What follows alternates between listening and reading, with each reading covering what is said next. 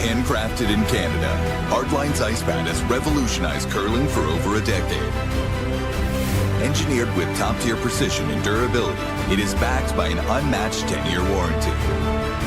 Designed for curlers at all levels to sweep effortlessly with maximum efficiency, it is trusted by the world's best curlers, including Olympic and world champions. It is quite simply the best broom in the game. Hardline. Join the revolution.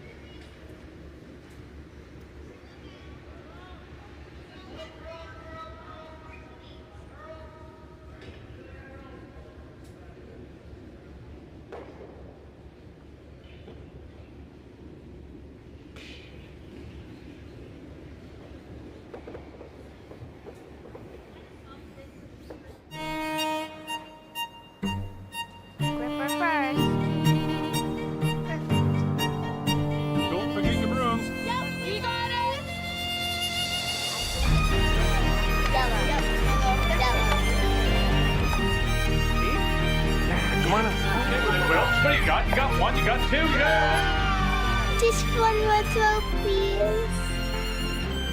You make moments like these possible.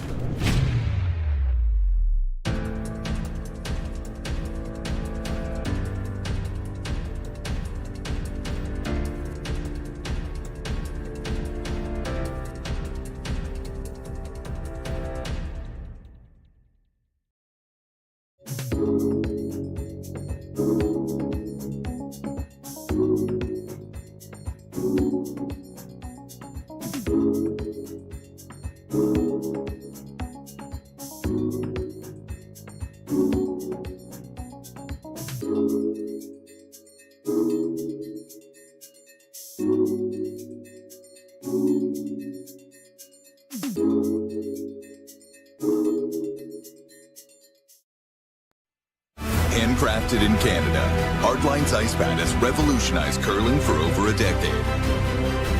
Engineered with top-tier precision and durability, it is backed by an unmatched 10-year warranty. Designed for curlers at all levels to sweep effortlessly with maximum efficiency, it is trusted by the world's best curlers, including Olympic and world champions. It is quite simply the best brew in the game. Hardline. Join the revolution.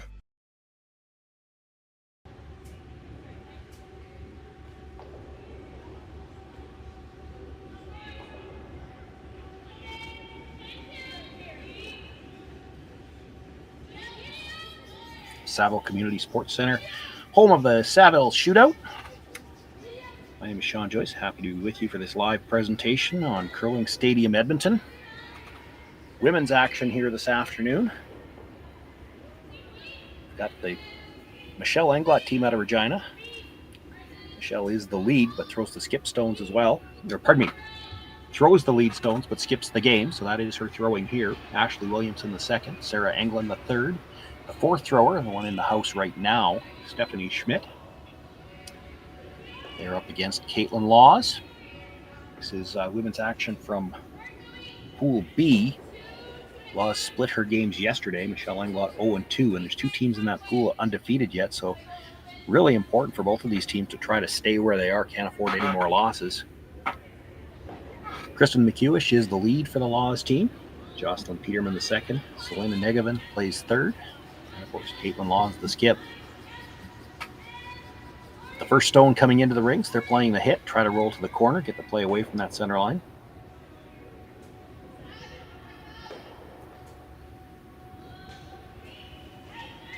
Twenty teams began play here yesterday morning. Round robin pools, 4 pools of 5 teams. You'll play everybody in your own pool and 1 game against a team from another pool. So it gives you 5-game record for your preliminary round, and the top 8 teams will advance to the championship round on Monday. Still 5 teams on the women's side that are undefeated.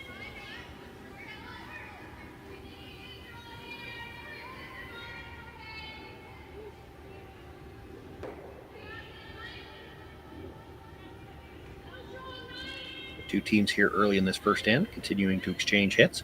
There is a practice session before the game for both teams, and then they throw draw to the button to determine who's got last rock. It was the Laws team winning the draw to the button. It was thrown in this particular game by Selena Negevin. Everybody in the round robin will throw, every player will throw the draw to the button at least once.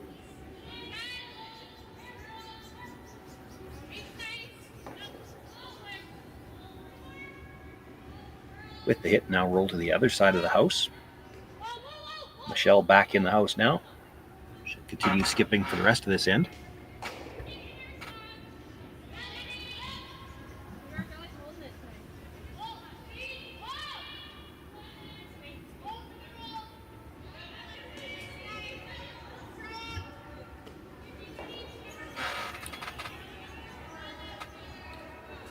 Ashley Williamson looking for the hit. She'd like to keep the shooter in place somewhere.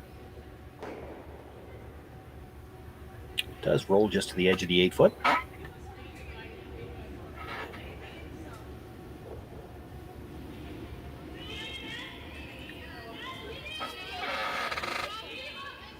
Staggered starts being used here at the Saville Shootout.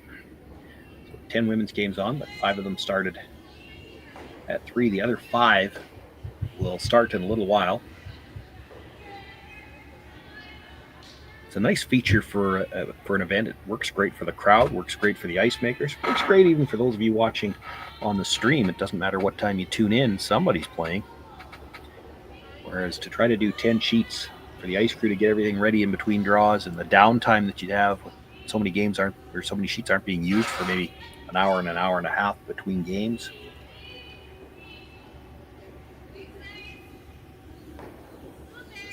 I'll be honest, it's only been around for a couple of years. I didn't really have the opportunity to use it as a player. I don't know how the players feel about it because you got to keep track of what time your game is.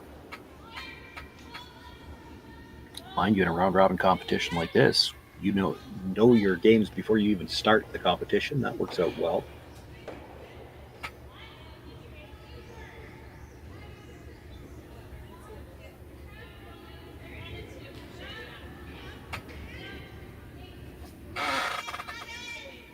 Teams continuing to exchange hits here in this first end. Jocelyn Peterman looking to make the hit on the stone at the back of the 8-foot.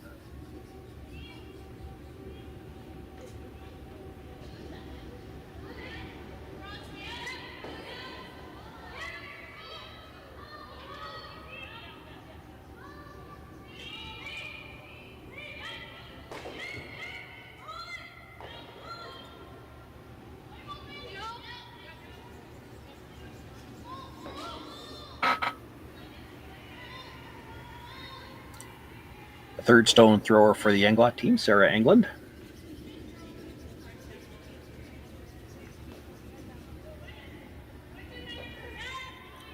On the brush hard for line here, doesn't want to roll out.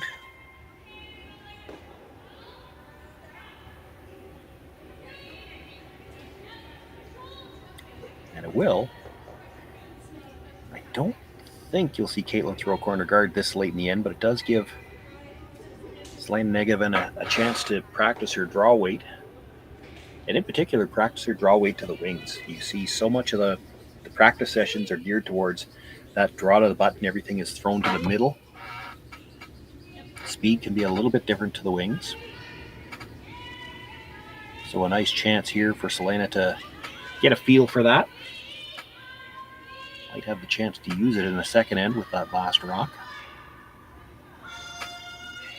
Probably hoping for a blank at this point in time. Sweepers look like they're hoping this rock stops.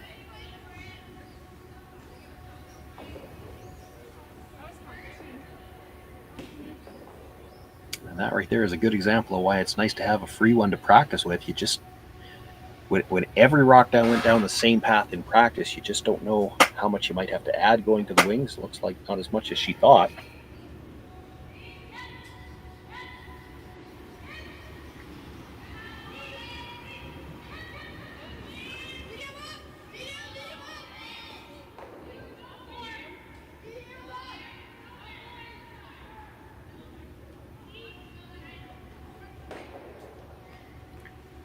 Two teams in the pool that are undefeated. Tabitha Peterson out of St. Paul, Minnesota. Gracelyn Richards from here in Edmonton will both be on the ice this afternoon as well.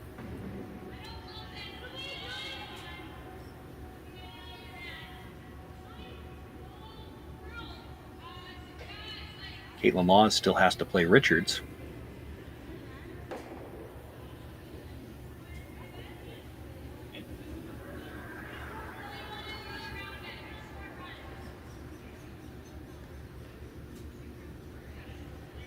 Just looking ahead at the draw, that's Michelle Englot still has Richards to play as well. So both of these two teams needing the win today, but still might have a chance to help themselves out playing against one of the leaders in their pool later on.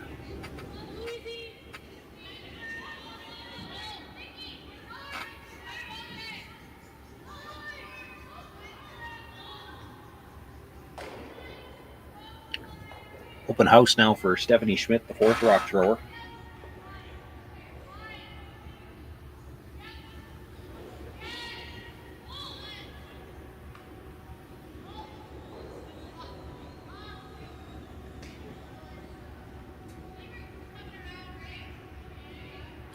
This was her last stone. You might see her try to throw something over towards that red stone just out the back of the house.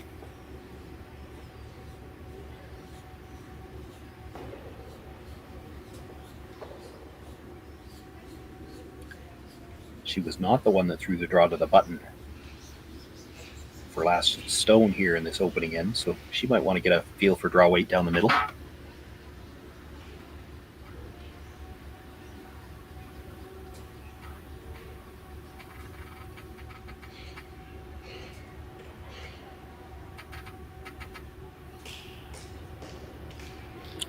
Not sure that it made it into the rings, but it's probably a little too tight for Kaitlyn Laws to want to ignore it. She's been prepared to play for a blank this opening end anyway. Definitely wants to roll out here, though. If she manages to hit this on the nose, it's a rock that Stephanie Schmidt can try to come around and, at the very least, perhaps get a chance for the force here.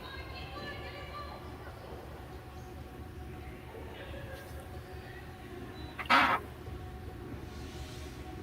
can see in that overhead shot the redstone out the back is far enough out that a dead jam onto it, a stone wouldn't be in the rings, but you might see Stephanie Schmidt try to draw over in that area on the next shot. There's always the possibility you could jam on that stone and spin it back into the house. Just anything to change the shot, make it something for your opponent to think about.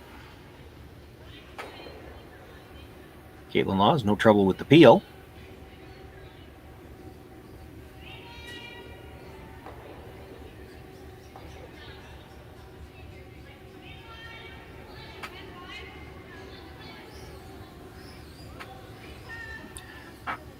So Stephanie Schmidt. Gripper first. Don't forget your brooms. Yep, you got it. Yellow. Come on. Okay, well, what do you got? You got one, you got two, you got... Just one more throw, please. You make moments like these possible.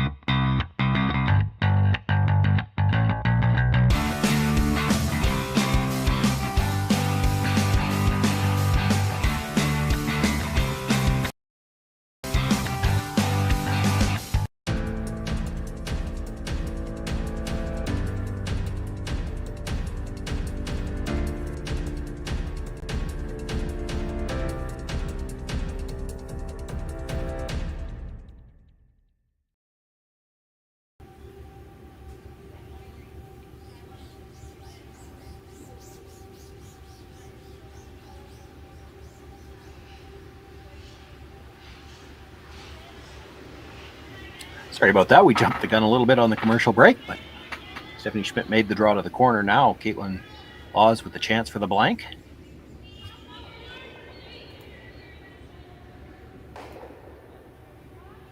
Takes the hit, does roller shooter out of play. We've got a blank here in the opening end of play. No score after one. Kaitlyn Laws will continue to have last rock against Michelle Englot in the second.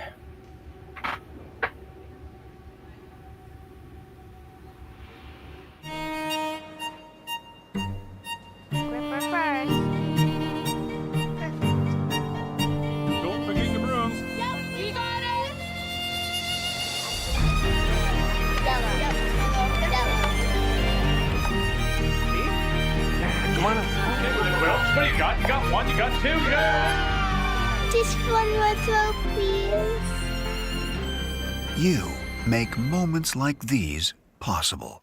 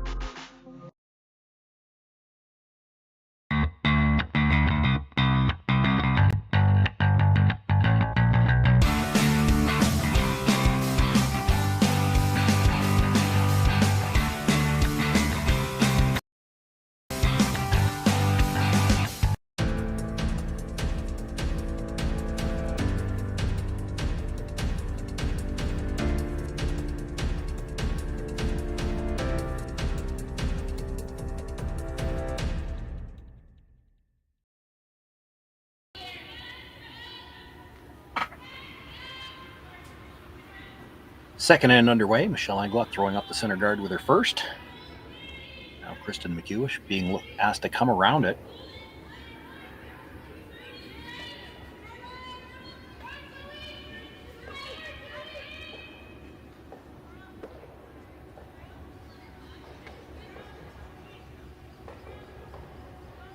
And this curled hard early. Now they're trying to make it curl extra to get off the center line and not touch that yellow stone.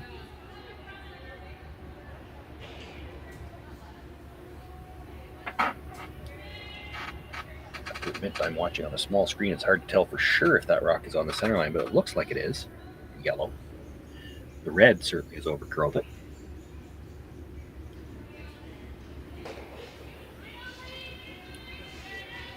So Michelle will look to come around.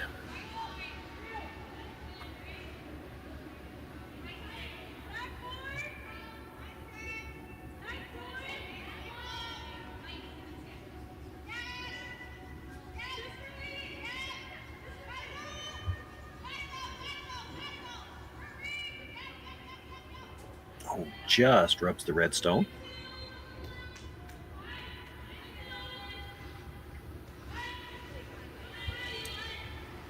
We might have to have a discussion about that yellow one as to whether or not it's in the rings. If it's biting the rings, it can be hit. If it's not, it's still in the free guard zone. We're still only on the fourth stone of the end.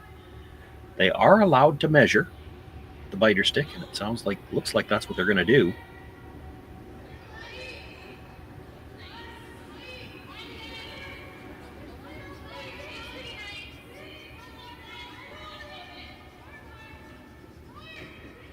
Assuming they can find it. 10-sheet facility, usually when you're looking for a measuring stick on a televised game, the measuring stick is on the other side of the building. That's Sean's rule.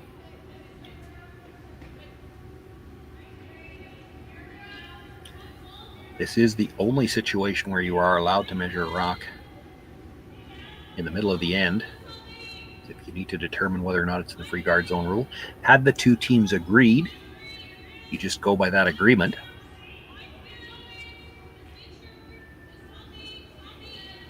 There's a veteran move by Kaitlyn Laws. Put the stick down on the ice first, just so that it gets cold before you put it on the rings. You don't see everybody do that.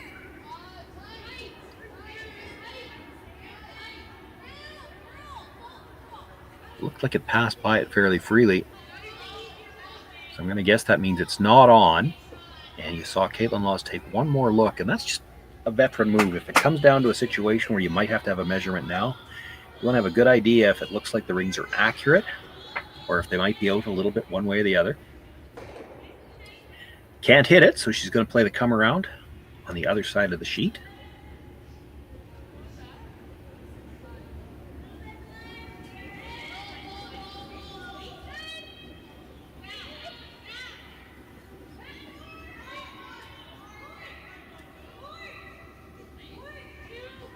Room by the guard, but this is going to move. One of the things we've seen here at the Saville Center all weekend so far, you get to about maybe 10 feet outside the hog line, and that's when it starts to make its move. And you can see if that yellow guard was there by itself, that would be out in the open on the other side, probably by half a rock. Big movement coming towards the middle, and it's all late, which is great because it makes these come arounds so easy. It's a little tough on the sweep call, though. You don't want to come tight by the guard.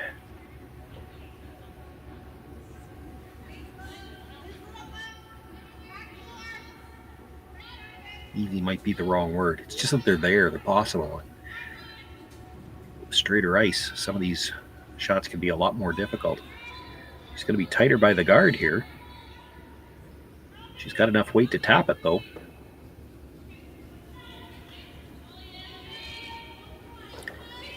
Looks like the Laws stone at the back of the forefoot, still shot rock.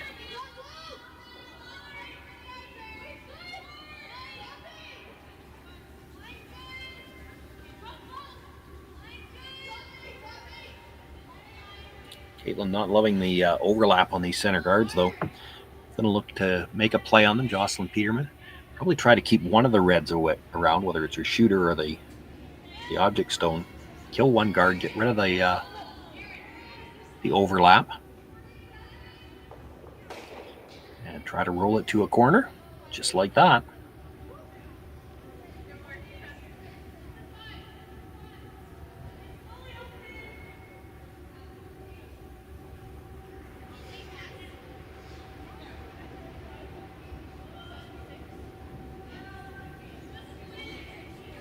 Ashley Williamson now will try to make a play on that shot stone, the red stone at the back of the forefoot. Quick discussion about the weight they wanted to play.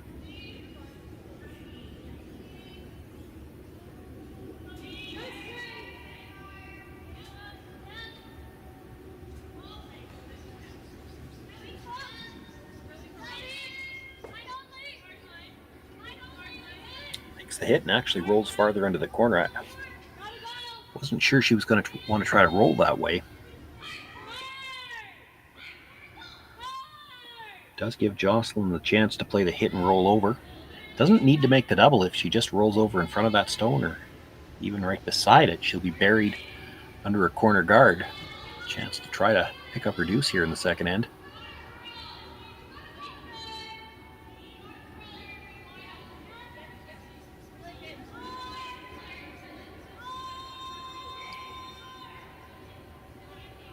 Boy, as that crosses the center line. Such big curl here at the Saville Center. Hits it right on the nose. He does have shot rock.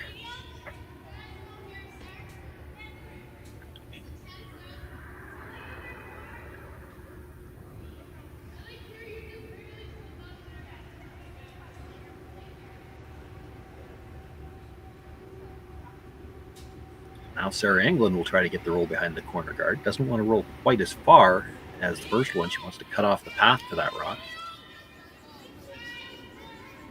Even half in behind right now would be pretty good. But again, as it crosses center line, this is really going hard. They'll get the nose hit.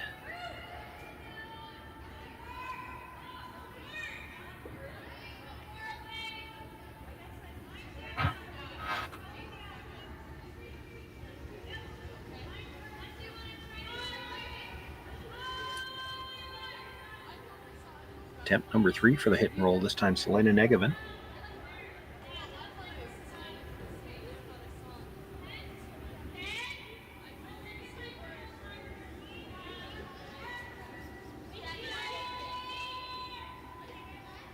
Once again on the brush, trying to hold the line. She gets the hit, she'll get a bit of a roll. Not enough to get behind cover though.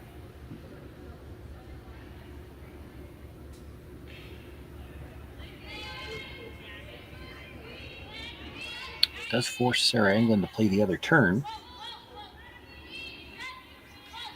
She'll have to come across the face, still looking for the roll behind cover. I think if she hits it on the nose now, though, Kaitlyn Laws wouldn't be able to hit and roll under and still be shot rock.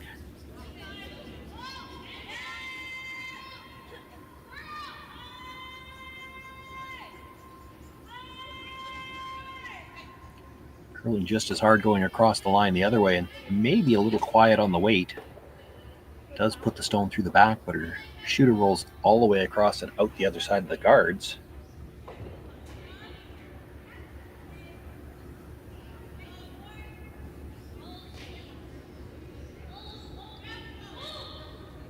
Leaves Selena Negevin a chance to play the come around.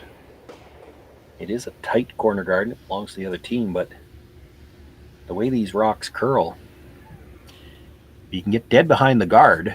You've got a chance to be a corner in front of that yellow as well.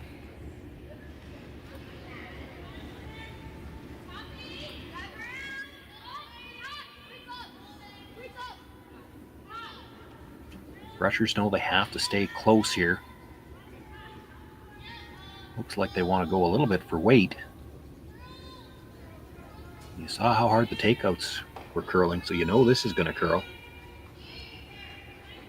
They just had to wait too long for it. Weren't able to get it in for shot rock. In fact, I'm not sure that it's second either. I think it's third. It is still open. There's room for Stephanie to make a play on it. It's in a dangerous spot.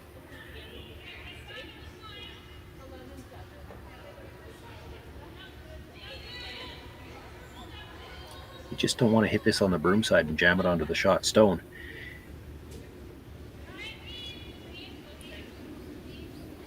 you have to be careful here if you're Stephanie Schmidt. You've seen a couple of rocks curl hard on takeouts so far. You don't want to overthrow this, have it run straight on you, and then jam it onto shot stone.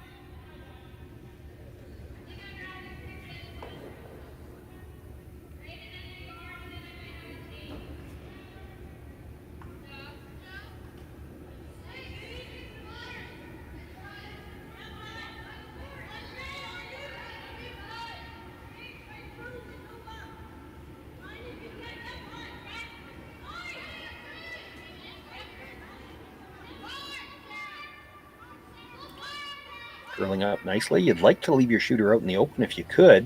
This is going to roll under a little bit. Well, that's not ideal because it gives Kaitlyn Lawes a chance to play the same shot one more time, and if she makes it, that stagger on the front two means you don't have any kind of run back available. If you could have hit that right on the nose, Kaitlyn Lawes would have had to try to come around your shooter, and if she makes it perfect, you would have had the run.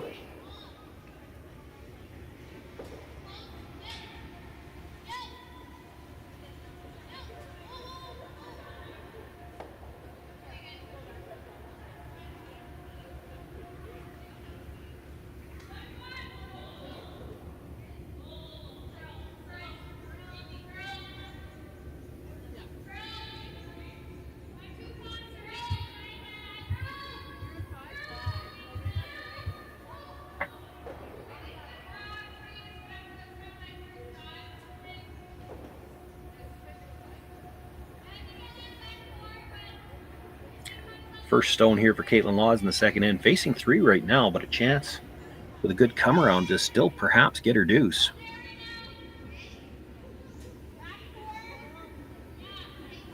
Nothing out of the brushers yet. They're staying close.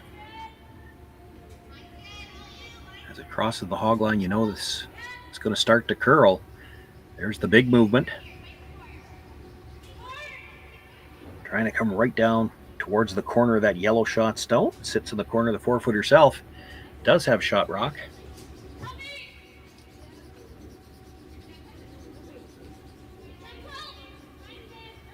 Now that overlap on those two yellows at the front is causing a problem for Stephanie Schmidt.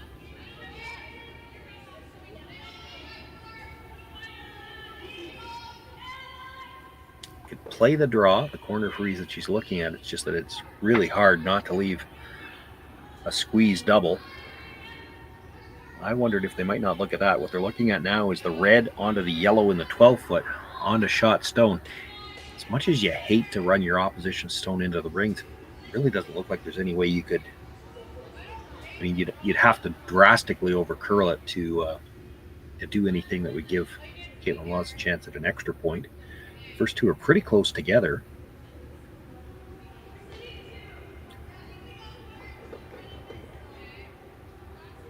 You could make red onto yellow onto the shot stone.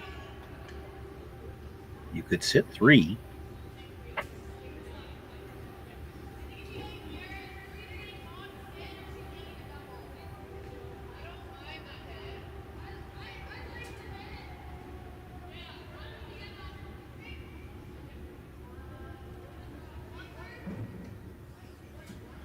Not sure I see anything else that's not going to give up a shot for 2.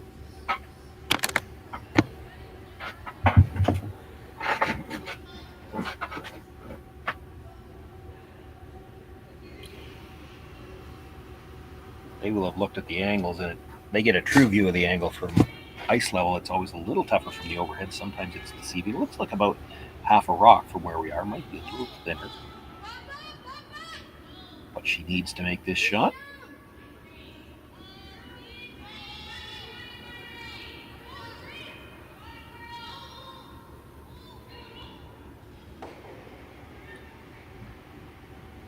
Stephanie Schmidt with her final stone here in the second end without last rock, looking for the double angle raise to try to sit 3. This is close. 1, 2, catches the third one, and she does sit 3.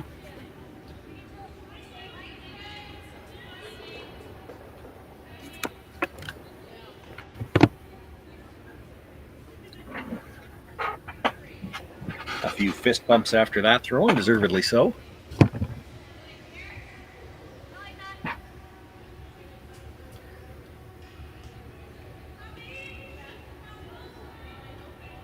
Kaitlyn Laws with the opportunity, though, still to pick up her single point. Entire outturn side of the sheet is open. Needs any bite of the forefoot will do it.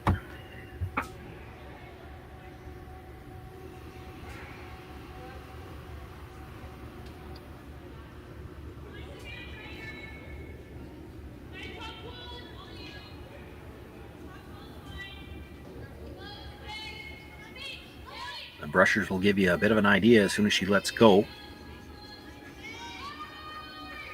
And they're just cleaning. That's usually a good sign. You know the line will get back to the center line.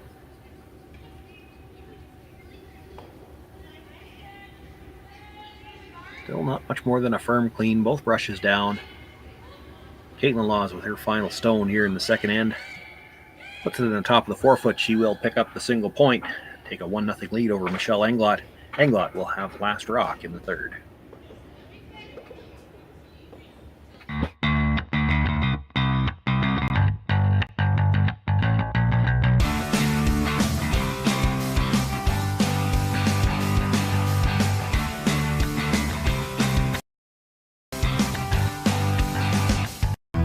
Stronger agronomics, better returns, greater peace of mind from pre-seed to post-harvest. You can count on the Victory Canola program to everything I've worked for, everything I've sacrificed has led to this. It's out of your hands now. All the gold medals in the world can't help you now. You could throw the perfect rock and still miss, but it just takes one. You leave it all out there on the ice to leave behind a legacy. I don't remember a time when curling wasn't a part of my life. When I wasn't putting in the sweat and hard work to be the best that I can be.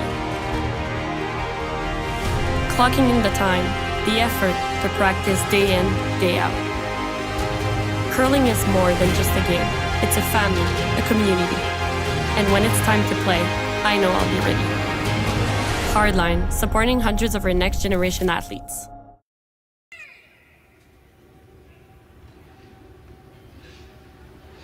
First stone of the third end brought into the rings. Stephanie Schmidt will tell her skip, Michelle Englot, to throw up the corner guard.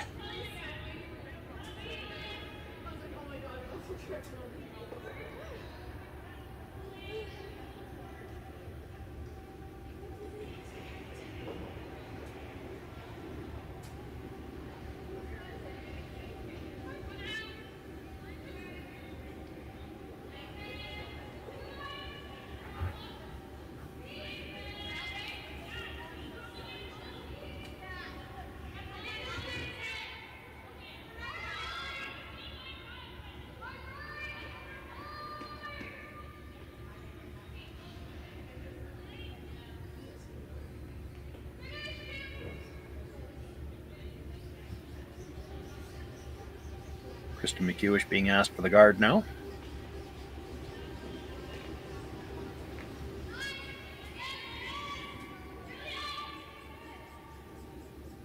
Now that stone in the rings is well off the center line with the no tick zone. She might want to make sure she bites the center line with the guard, so that means there'll still be something available to make a play on shot stone. But this is going to have to finish. They're going to have to drag this to get back to the center line. Good job on the brushers. They did get it back to center. Does leave shot rock completely open, though.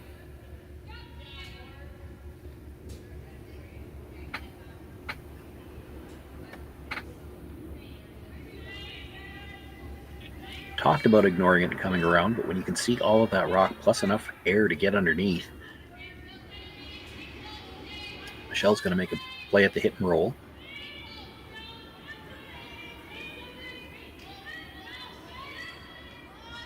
Looked like a bit of a set on the release.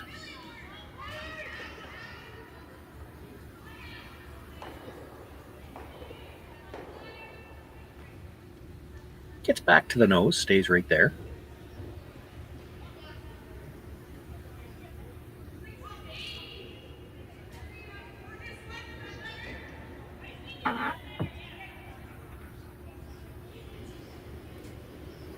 Leaves enough room for Peterman to try to get the roll behind.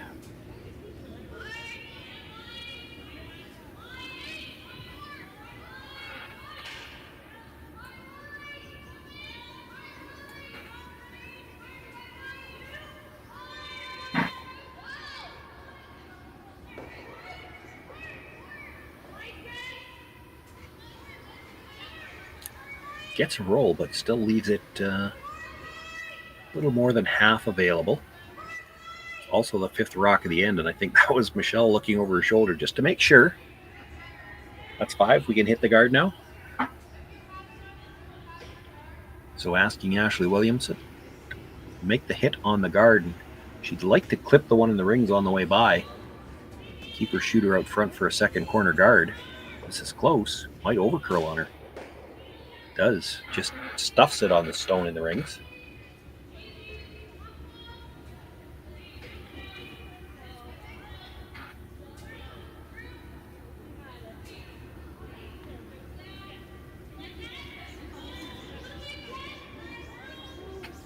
Kaitlyn looking at the options and asking for some input from the other end. I think you could play the second guard here or try to come around everything. The hesitation on coming around everything is you figure that Ashley's going to play that run again, and you're probably putting this in a spot where if she makes the run, she gets the run double. Still, I think it's probably the better call than the guard at this point.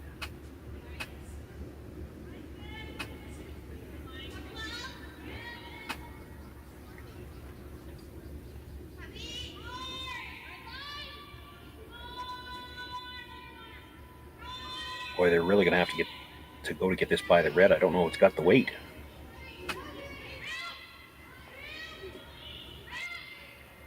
Gonna touch it. Just gets slightly behind it. Well, that's important because if you leave those side by each, it's a chance for the double.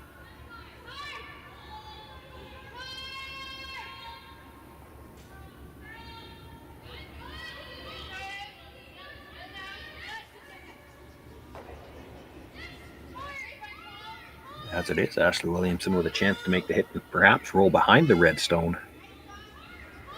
Still about third open.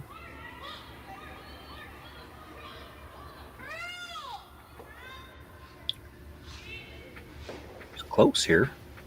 Actually touches the back end of it and uses that to get into the 8-foot.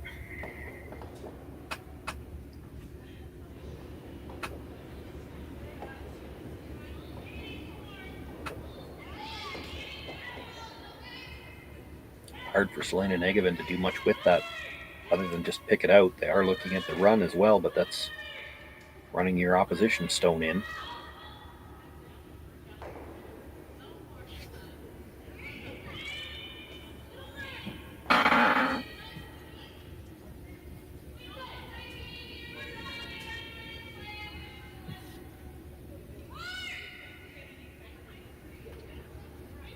Rather than discuss the options from opposite ends of the rink, she's calling Selena down. Wants to take a look at probably how much separation there is between the two of them and where they might be able to put this stone.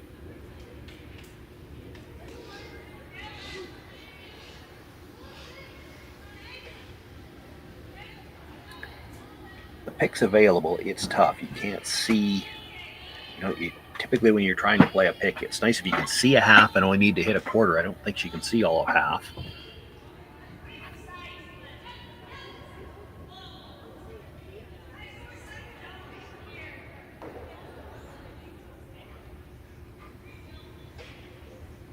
So it looks like what they've settled on here is they're going to play the corner freeze to the yellow stone, with plan B being they can always touch the red stone and have the shooter stay right there kind of in front of that yellow.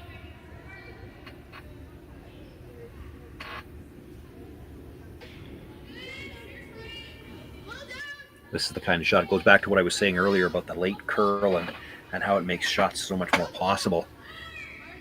She actually can get by that red stone by 2 or 3 inches and still get a good piece frozen on that yellow.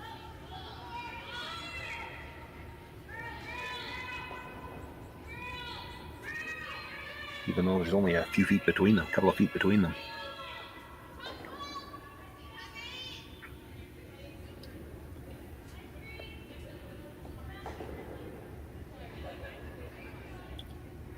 Rushers have backed away a bit now, waiting for this to curl, and perhaps it needs to slow down a little bit. Don't want to chip off the yellow one.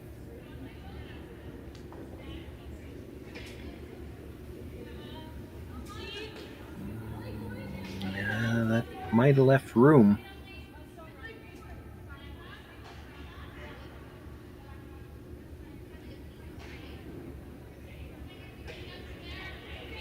This is one where if you're going to play it, you got to play it with quiet weight, and you have to be able to move your own over. If you just hit it right on the nose, pass it by the yellow, you'll leave a double. So she needs to hit the red, catch a little piece of the yellow. You'll remove the one red, leave your shooter right there, and hopefully move the yellow over so you don't leave a double. You can either move it over just a little bit and try to keep it behind the two centers, or move it really big, try to get it behind the corner. That's tough to do with this weight. This is going to drastically overcurl, hits the other red.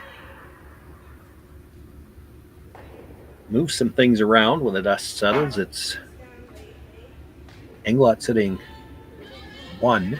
Second and third belong to Kaitlyn Laws. And there might be a shot here. I think that's what they're playing. You hit the red-yellow in the middle. The red goes back onto the yellow shot stone. Your shooter comes across, takes out the yellow. You could be sitting 3 after this.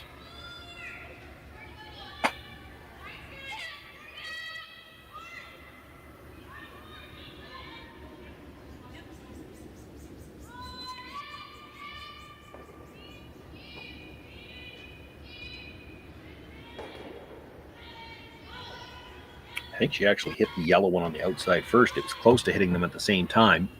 Kills both yellows. None of the reds in behind cover.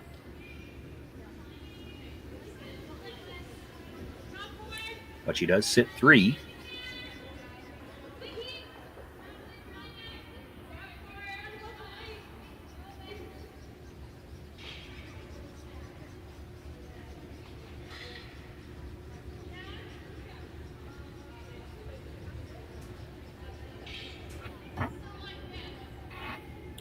Shell Englot trying to make a decision on which stone they want to try to deal with.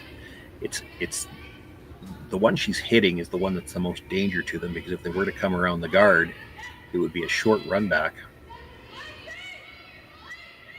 But at the same time, hard for them to hit this and be any better than third when they're done.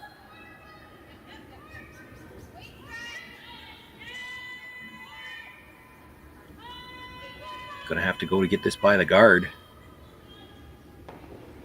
And it's going to rub.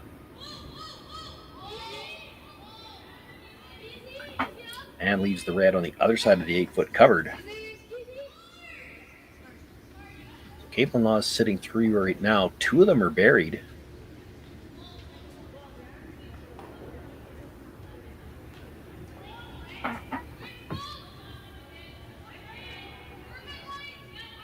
Looking at where to bring the next rock. I thought she might look at a guard, or at least a partial guard. If you guard half a rock on the inside half of that only exposed stone, there won't be anything for Stephanie Schmidt to hit. You'd be concerned she comes right around everything, but that's a tough shot.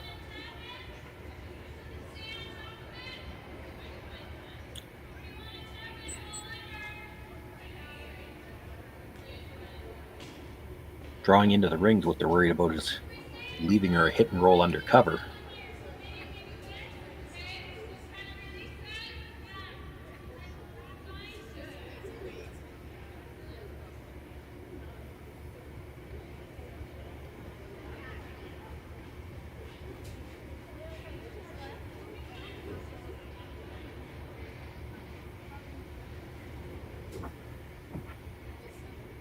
Looks like with that ice, they're trying to get both shots out of one. If you come full 12-foot or even biting the 8 just across the center line, she wouldn't be able to hit and roll in off the stone in the 8-foot. And if she makes the double off the stone you're about to throw, she'd still be no better than third.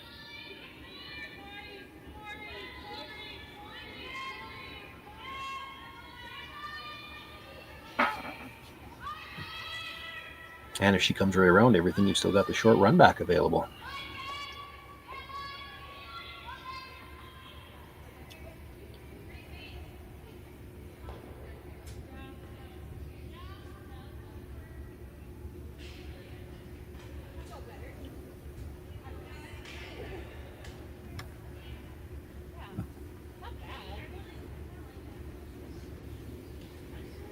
Kaitlyn Laws with a 1-point lead here as we play in the third, sitting 3 already.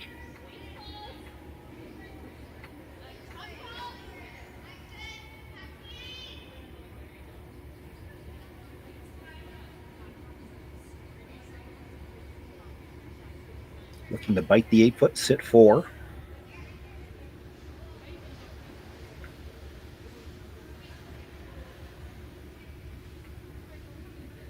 Boy, that's pretty good right there.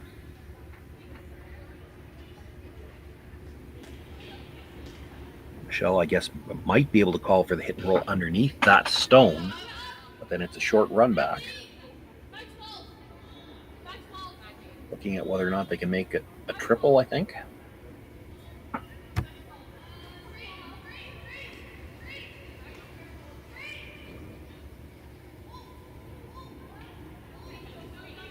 So looking to hit the stone that was just delivered. A little bit on the high side. Catch the one pulling the 8-foot behind it. She wants to hold her shooter. She'd like to roll it in behind the corner guard. But if she can make the triple, and it'll be close. I mean, if she's making that double, it's going to be close to coming over and catching the third stone.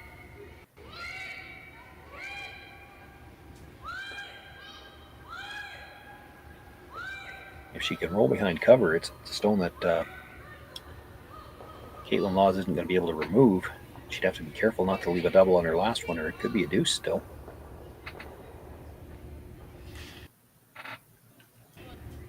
At the very least, as long as Stephanie can make the double here, she'll have one path or the other to get to the button. And Kaitlyn won't be able to take both of them away.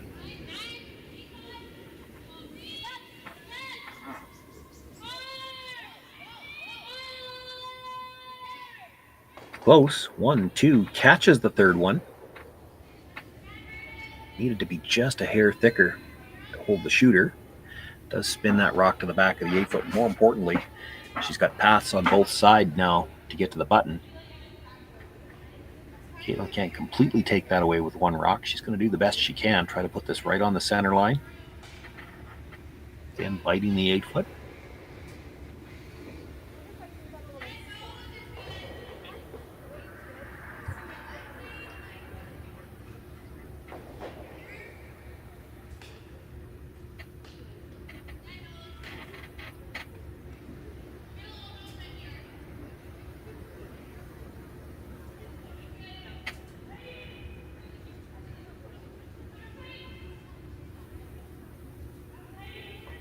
Stephanie Schmidt sitting back there watching, probably already thinking about the in-turn draw. Just because right now that looks like it's going to be the side where she's got a little more room.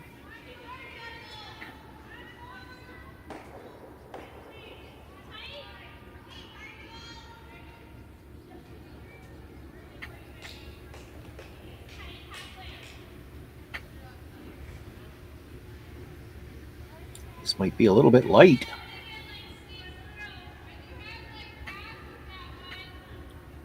Ends up in front of the rings. Gives her a little more room to make that in-turn draw. Guard shouldn't be a factor. This is just normal draw to the button ice. She could have got that to the top of the 8-foot. She might have had to go wide enough to make sure she gets by the red stone. Shouldn't be a factor where it is now.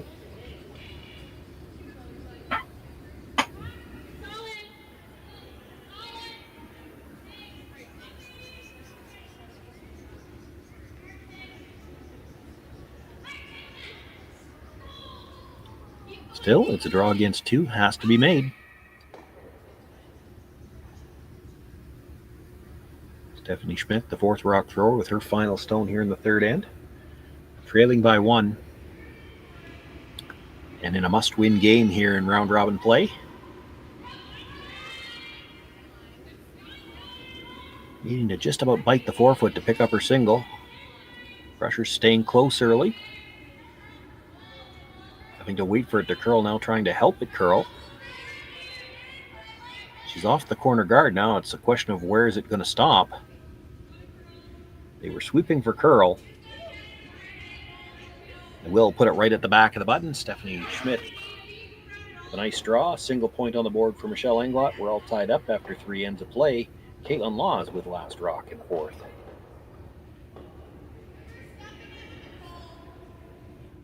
Handcrafted in Canada, Hardlines Ice Band has revolutionized curling for over a decade. Engineered with top-tier precision and durability, it is backed by an unmatched 10-year warranty. Designed for curlers at all levels to sweep effortlessly with maximum efficiency, it is trusted by the world's best curlers, including Olympic and world champions. It is quite simply the best brew in the game. Hardline. Join the revolution. Imagine being able to stream every curling game from every sheet from any event, be it your Wednesday league game, bonspiel, or corporate event. Curling Stadium offers an all-inclusive streaming solution featuring high-quality cameras, ease of use, great reliability, and minimal installation. Offering your sponsors customizable ad space on your streamed curling games and being able to sell video packages to your corporate events for increased revenue. With Curling Stadium, you can stream to any device, be it your mobile phone, tablet, or computer. Push the feed to your desired platform, be it Facebook, YouTube, or any other social media. Curling Stadium is simply the way forward. Where it's commonplace in other sports to televise every game, we want to do the same. Curling is a global sport, and it's time it gets the coverage it needs. Make your curling club the next Curling Stadium.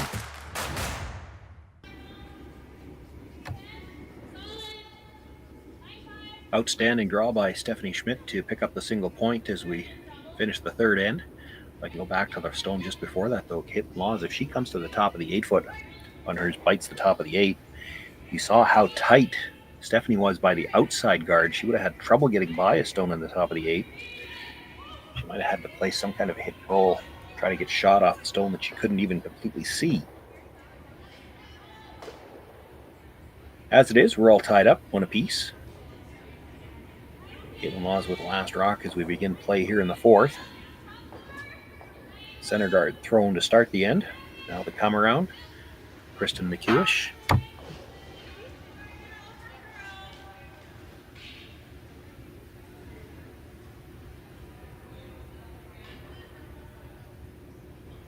Boy, look at how much curl that is. That's going to come completely out into the open.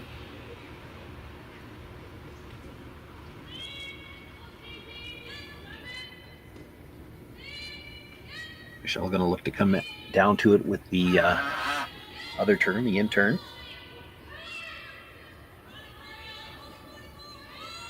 I think they were asking if she wanted to throw enough to try to move it behind the tee line. With that amount of ice, I think this is just a straight freeze.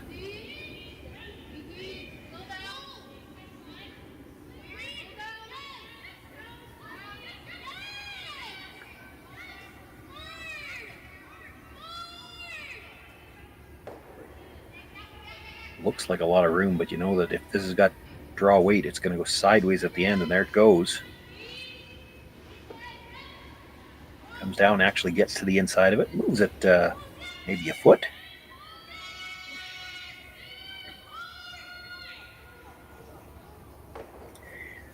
Boy, you watch those rocks curl from the hog line coming in. Some of them, if you didn't know that it's been doing that for 2 days, you'd say, well, that must have picked. But no, it's just... There's a late break point here at the Saville Center, and then they move so big.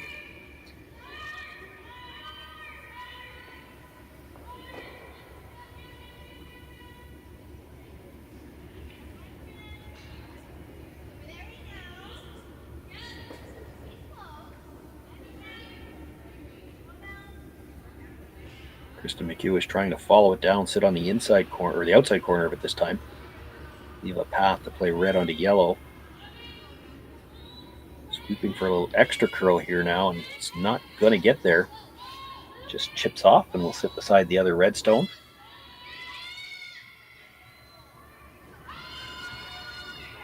Probably leaves a double on the reds, or you could just hit the one that was just thrown and try to sit in front of the other stone. Only sit a small quarter in front of it, but he's going to play the double. Looked like the indication was try to hit the one right behind the broom first, so you might spin a little bit in behind cover. Ashley Williamson.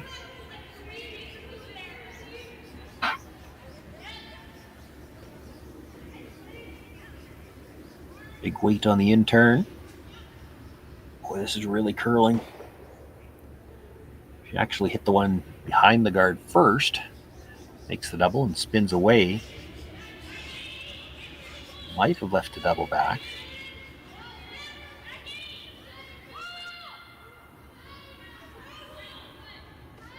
Might have stayed deep enough that it's still behind the other rock. Can't go after the double, I think. Kaitlyn lining up. It's really about peeling the guard, but you'd like to catch the one on the side of the 8-foot on the way by.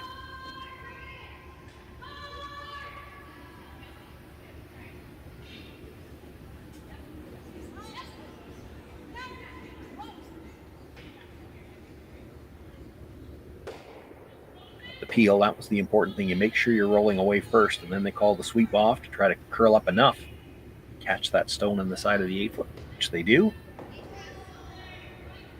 Shooter stays in play, but far enough over that it's not protecting any of the rings. So just the shot stone and the top of the 8-foot belonging to Michelle Englot, and a couple of red stones that are really not good for much other than tripping over.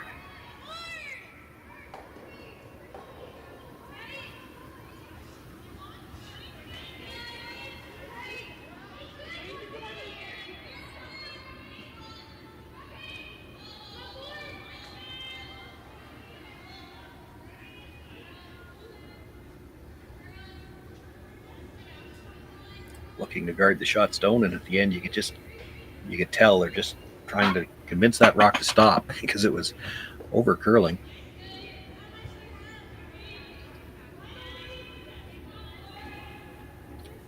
Left maybe about half of it exposed. Could play the run double again.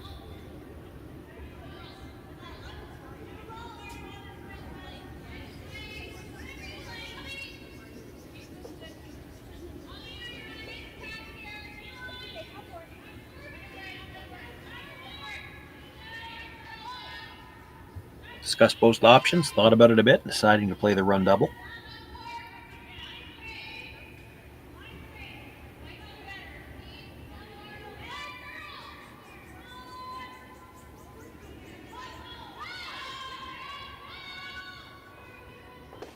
Makes the hit. Oh, just by the second stone. Does get the shooter out of the way, though.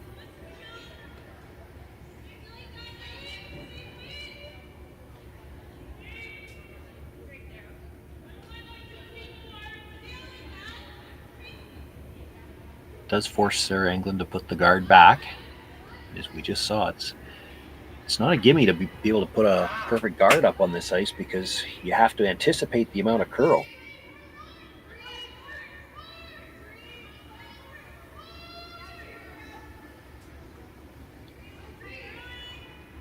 This rock already getting tight to that center line. It's one where they need this to stop or it's going to over curl on them. Still sliding, still sliding. That does come to rest, guarding most of that stone. Certainly no chance for the pick this time.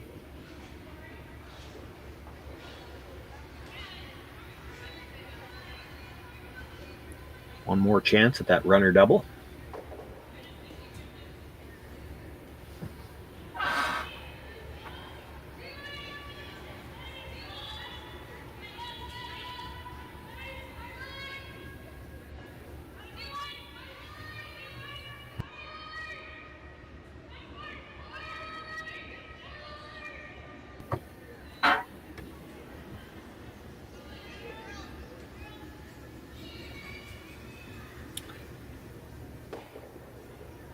Elena Negovin with the big weight there does catch that one red stone. That's one less rock to trip over now.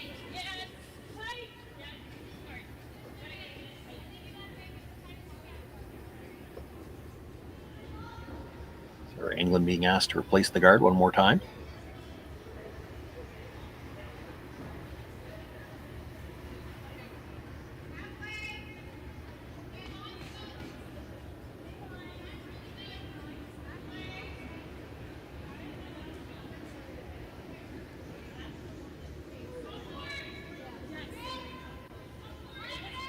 This one's got a little bit more line, so they can afford to sweep this one into position.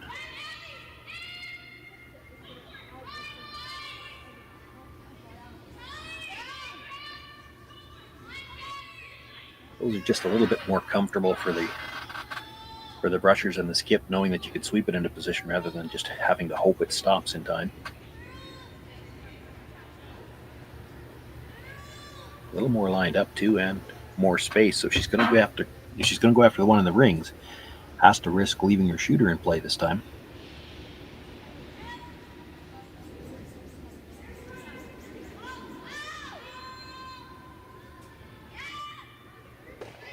Makes the hit.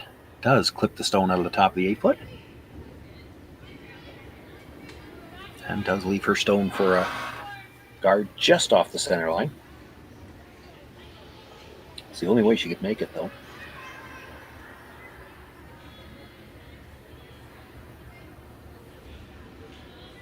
Gives Stephanie Schmidt a chance to play the come around and get a stone into a better position, a little deeper in the house, top 4, maybe even bite the button.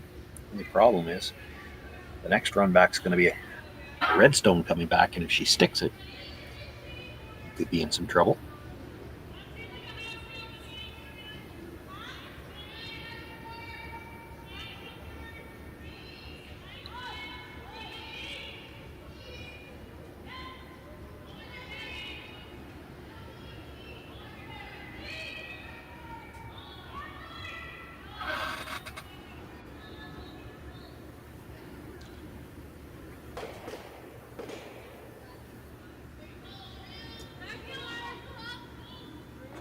Brusher's cleaning early. That's usually a sign that the weight's close.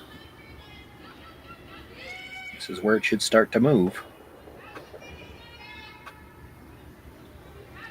Moving big, they might think it's a little warm. They were hesitant to start the sweep. Could have afforded to go on that a little bit more. She bites the top of the 4-foot. Also left a small piece of it exposed, though. Needed to brush that just a little bit. I think maybe they were afraid it was going to slide on them.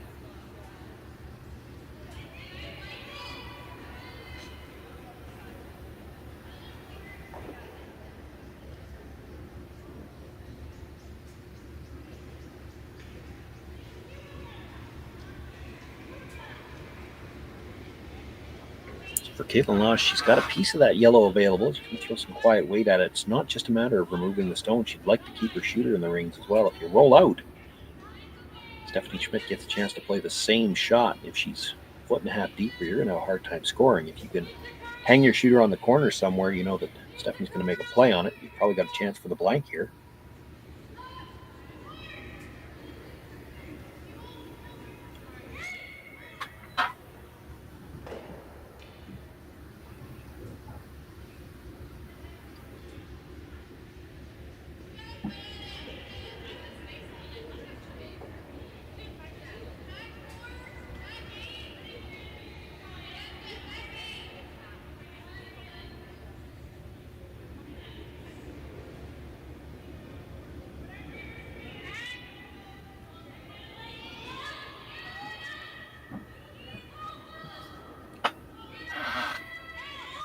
Kaitlyn Laws with the quiet attempt on that shot stone. Nice line by the guard. Needs to hit it thick enough to remove it. Just hit it thick enough and just hard enough to get through the back. Actually leaves her shooter partially under cover. She'd be trying to roll more open than that. It's left a similar shot for Stephanie. Still has to be made. And if she does get under cover here, Kaitlyn will have lots of rings available to score her single point.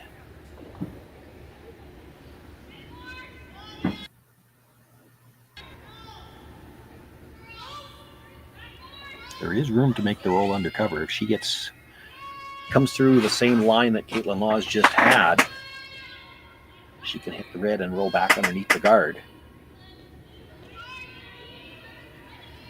A little dangerous to flirt with the guard, though. I don't know whether she's going to want to play it that tight.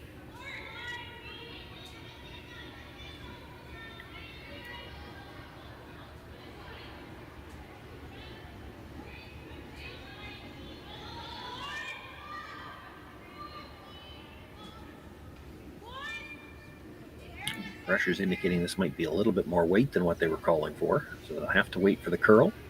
Trying to help it curl now. Makes the hit, but she will roll over to the open side. That gives Kaitlyn Laws a chance to play for the blank here.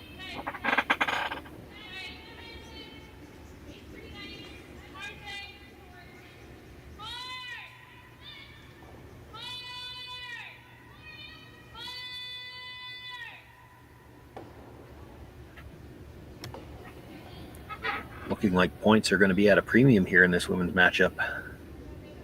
The blank end here will be tied 1-1 going into the 5th.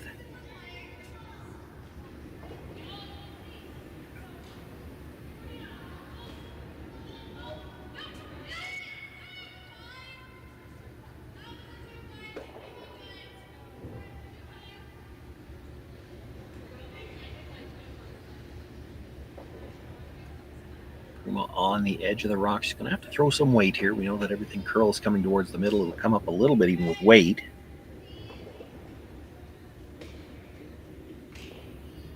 Nice throw, just cleaning it.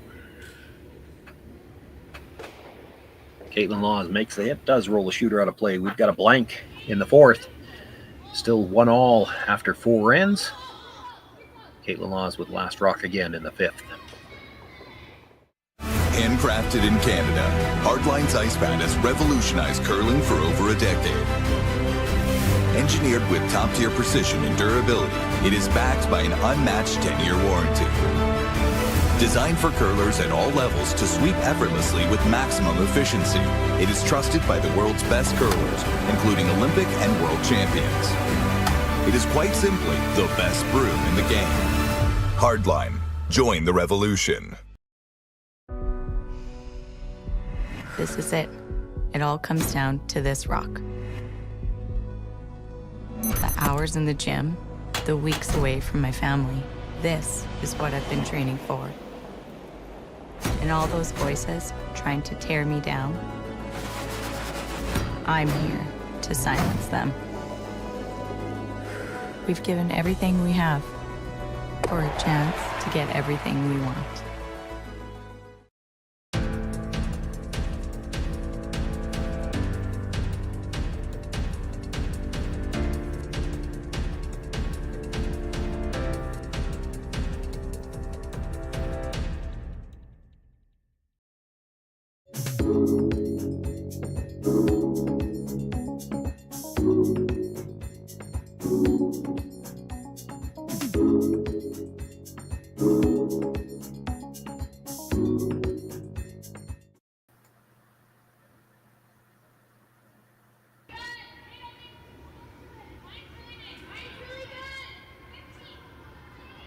One all after 4 ends of play here in our feature matchup.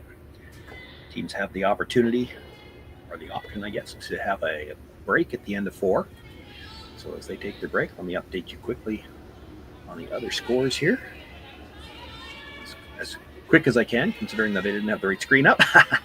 Tabitha Peterson, Gracelyn Richards, the 2 undefeated teams in this pool playing right now. Peterson leads by 5 to score 5-3 as they play on the 4th. Richards has last rock there. Corinne Brown and Serena Gray Withers tied 3 apiece as they play in the 4th. Gray Withers with the last rock there. Selena Sturmey 3-2 lead right now over Mila Plett with last rock. Taylor Reese Hansen and Carrie Anderson tied 3 apiece. Those are the 5 games that started at 3 o'clock. 5 more games in this draw number 7 will start in about 20 minutes. So lots of action, all available on Curling Stadium in Edmonton. You can find the games on our YouTube channel. And if you're talking to somebody about how to find a game and they haven't found it, you can also go to curlingzone.com, check on any of the line scores that are there. You'll see the little red arrow. You can click on that link and it'll take you directly to the game that you're looking for your favorite team.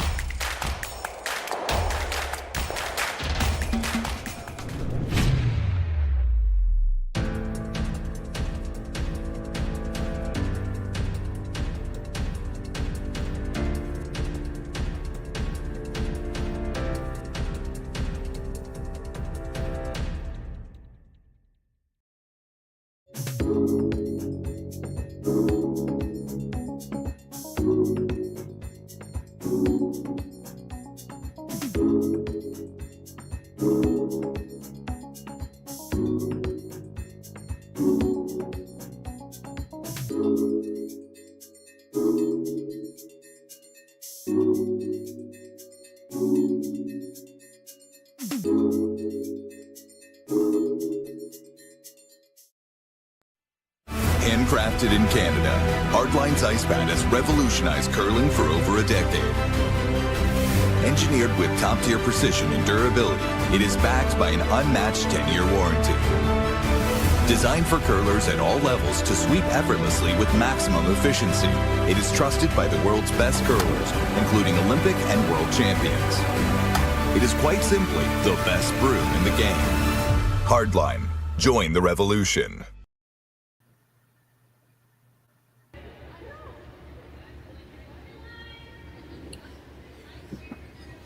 Fifth end just underway here. Sean Joyce with you live from the Saville Shootout. Women's play on here this afternoon. Kaitlyn Laws with last rock in a 1-1 tie against Michelle Englot as we play here in the fifth.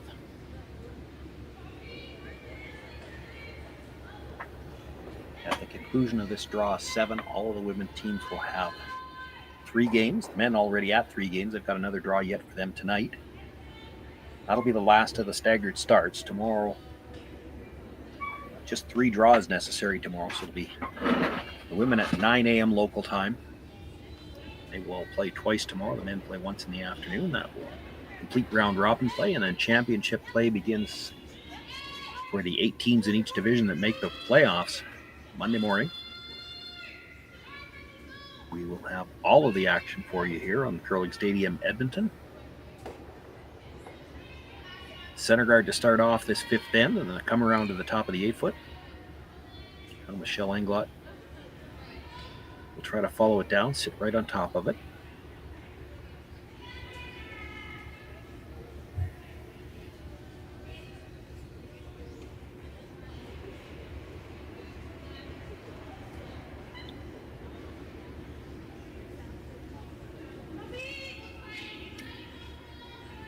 These top competitive teams at this level are thinking even earlier than this about the odd and even ends. And that affects your strategy a little bit. For Kaitlyn Laws, she would love to be able to get a blank here and keep last rock into the 6th end. She'd then have 2 hammers left to 1, presumably anyway. Michelle Englot, on the other hand, would love to see a single point go up on the board this end, and she doesn't care which team scores. If she steals one, she takes the lead. If she gives up one, she gets the hammer in the even ends. The only thing she really doesn't want to see is a deuce or a blank.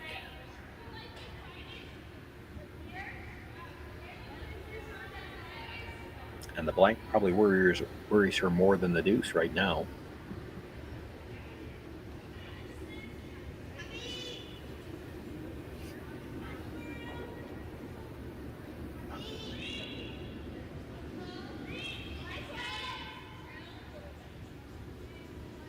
Michelle slipping to the back of the 8-foot. Another chance for the Laws team to bring a stone into the top of the rings.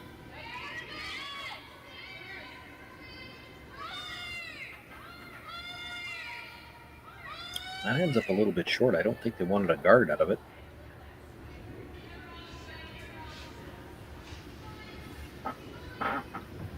The Englot stone at the back of the 8-foot is shot rock for now. Ashley Williamson being asked to come into the rings. Not quite to the corner freeze, but she'd like to leave an angle where she can play it onto the red stone later on if she needs it.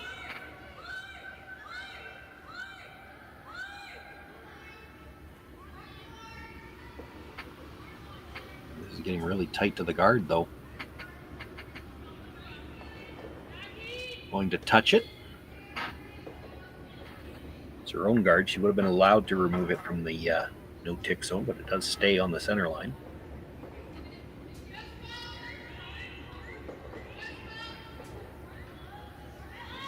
Probably more rocks up front than Kaitlyn Laws would like to see right now.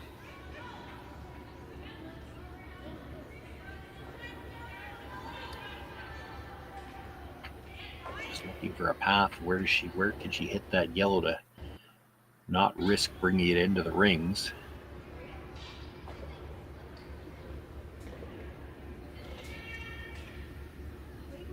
first thought was to play the peel on the yellow guard, try to put it between the yellow and the red on the other side of the sheet and roll the shooter over. Some risk is there.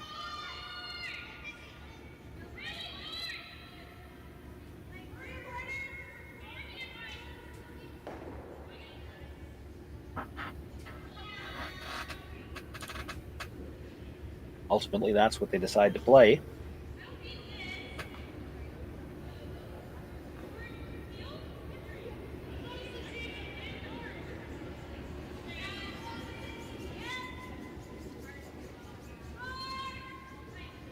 On the brush right out of her hand. Makes the hit.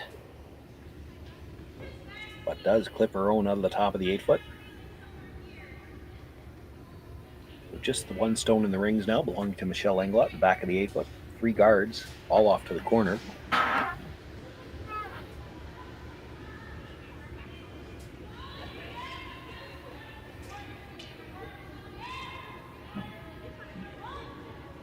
And Ashley Williamson being asked to throw up one near center.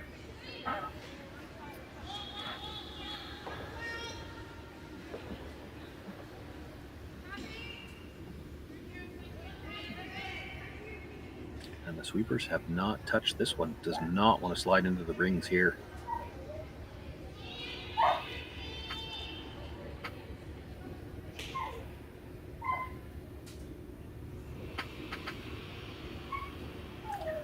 That's a bit of a mistake. Looking for the guard, they actually slides in, catches a corner of the button. Might be a chance for Jocelyn Peterman to make the double and the roll. He might jam, but even if she gets the roll in behind the corner guard, now a deuce is in play.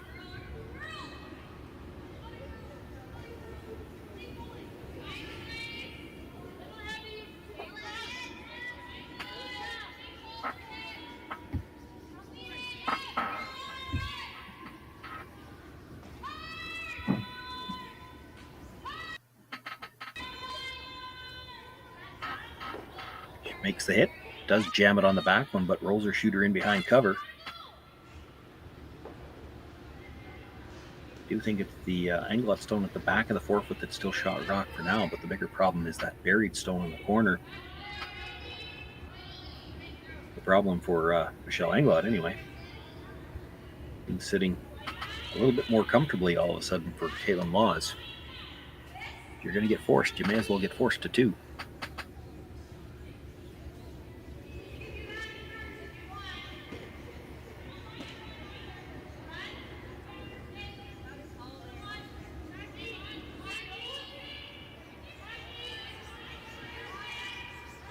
Another draw attempt, this time Sarah Englund, and as soon as she let go, she stood up and waved her hand. Nope, this might be too much weight.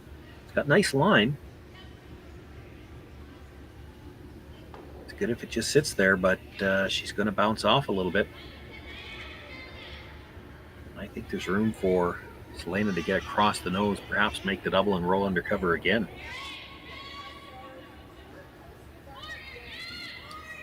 And then 3 is in play.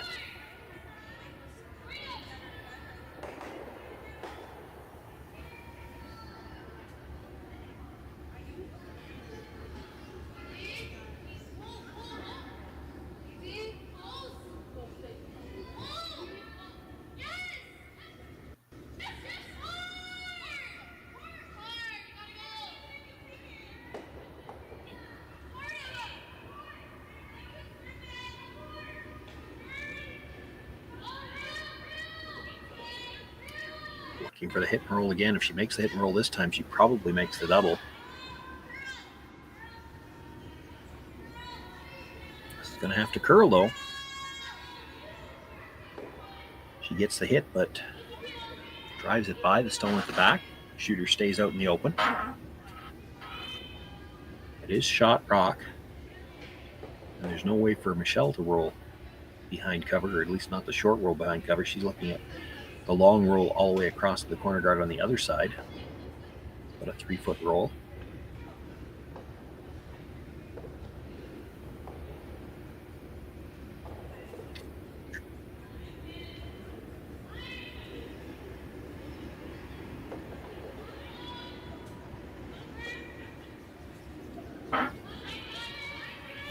Sarah Englot again, the brush on right away.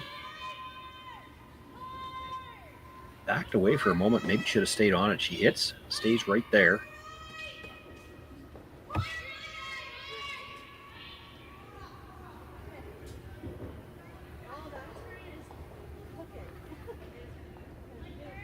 Nose hit gets the double. If you over curl a bit, you can roll behind again, but they'll probably jam it then.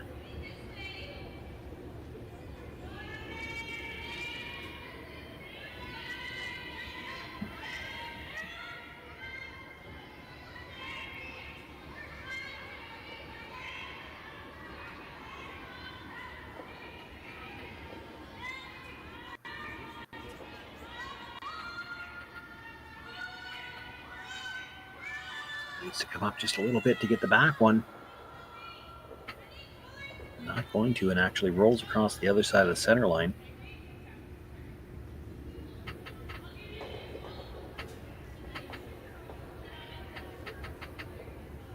Well, decision time for Michelle Englot, Stephanie Schmidt. If you were to hit that stone, when you roll over, I'm not sure you'd be second shot. And Kaitlyn could go after the back one. We're talking about a draw.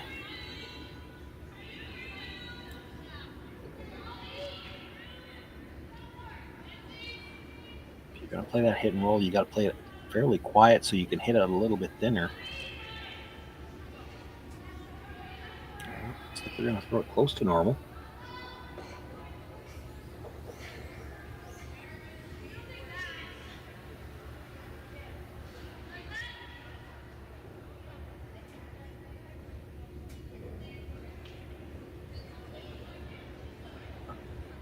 Kind of important here to roll in for second shot. If you stay for third, you should be able to make a play on the stone at the back and sit two.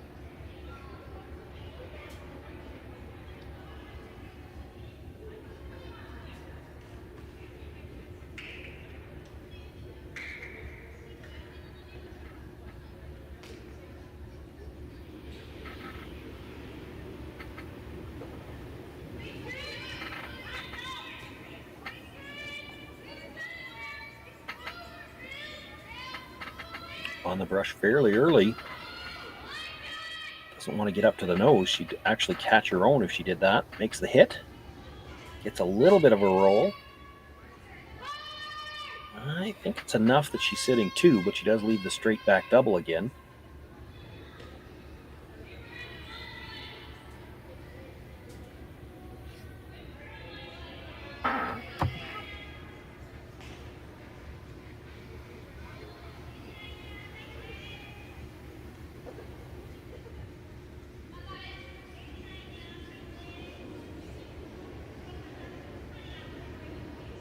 Nose hit probably makes the double now. Where they're situated, I don't know if she's playing it this way. If you were really greedy, there's probably room there to get across the face, make the double over the top, and roll behind cover.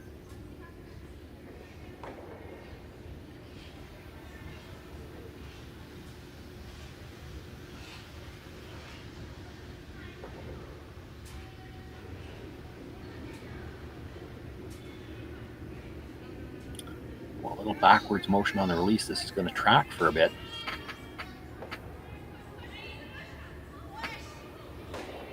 She'll make the hit, but drives it between the two stones, the back of the 8-foot. Does keep her shooter in the corner, behind cover.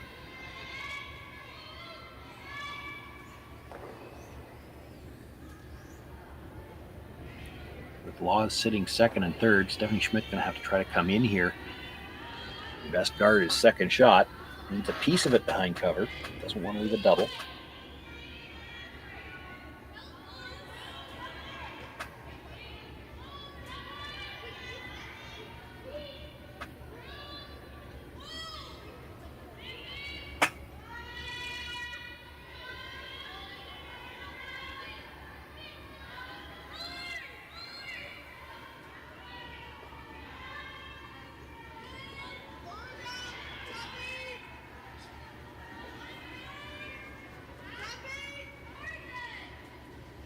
Final stone for Stephanie Schmidt here without last rock. Tied one apiece as we play the fifth. A chance to sit two. Needs to put this in the 8-foot and not leave any kind of a double. They're going to have to go. This is coming hard towards the red guard. It's not going to get by.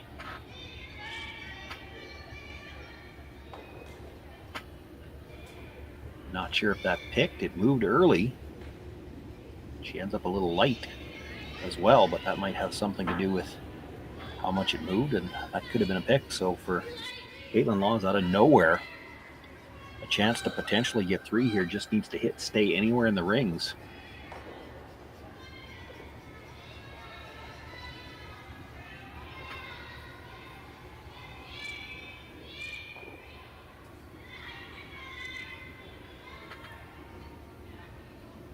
Such a good end for the Englot team, and then an absolute disaster on the final stone.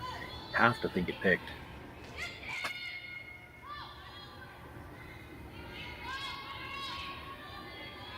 They curl a lot, but they don't curl that early.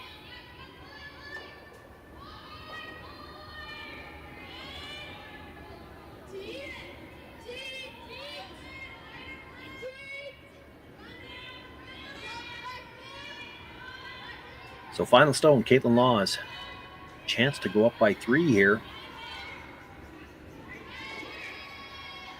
In a game where points have been hard to come by, this is close to the center line early too. Rusher's been on it since she let go. She'll make the hit. Now will a shooter hang on?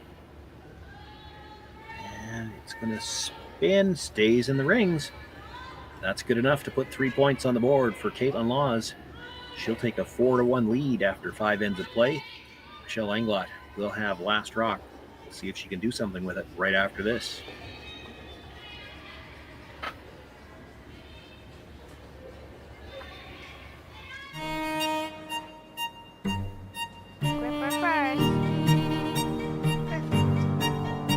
Don't forget the brooms. Yep, you got it.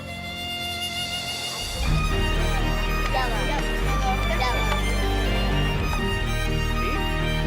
Come on. Okay, well, what do you got? You got 1, you got 2, you got... Just one more throw, please.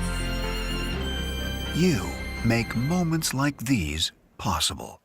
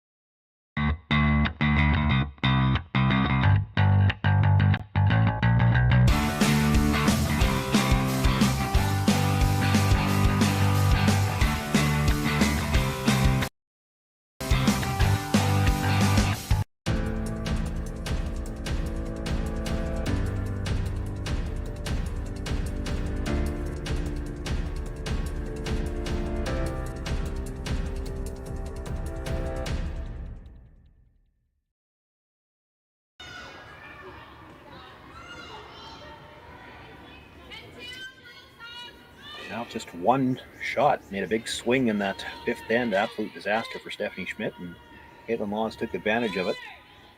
Picks up her 3 points. She's got a 4-1 lead as we begin play here in the 6th.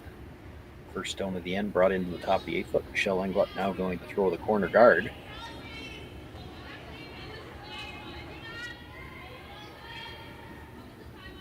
In games here at the Saville Shootout, you might see Michelle Englot throw 2 corner guards regardless of where the next stone goes.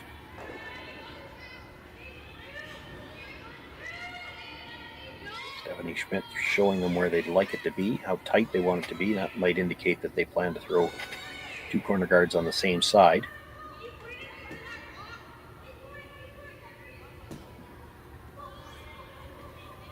I see a lot of teams approach the 2 corner guard situation that way now, where they'll throw both of them to the same side, one long and one tight, the way that they have done it for a few years now on the center line.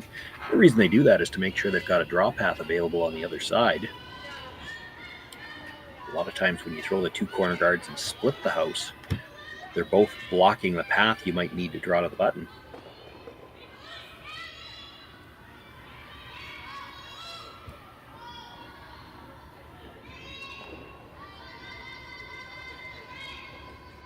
Kaitlyn Law is looking for another one in the rings, but didn't want it this deep.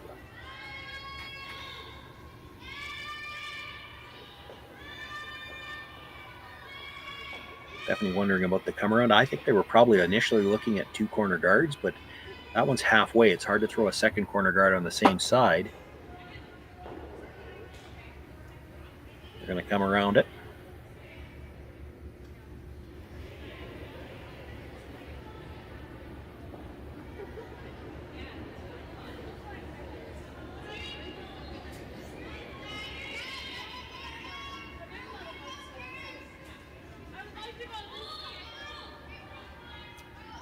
This one's curling early as well. They might have given up on that a little early. They might still have been able to get by if they stay on. Rubs off the corner guard, rolls over. She's got a bite of the center line now, so it's not able to be ticked either on this attempt. Well, Kaitlyn Laws wants to do that. It's just something she's got to be aware of coming by. Wants to get something in the front of the house this time.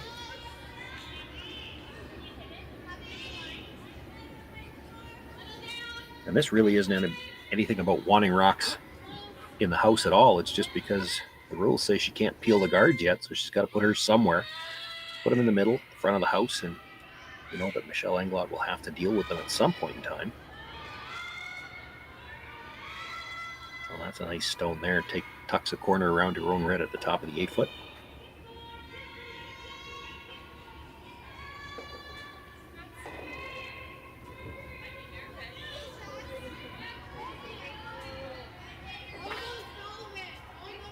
A lot of clutter in the middle for Michelle Englot. She's going to have to deal with it, but she can't really throw any weight right now. She's got to keep rocks in play, trying to generate some points here.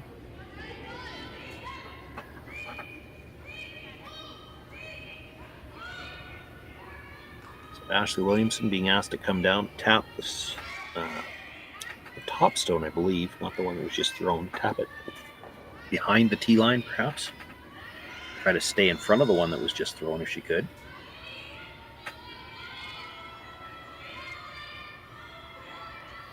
Line's close. Boy, that's a really good shot. Not easy.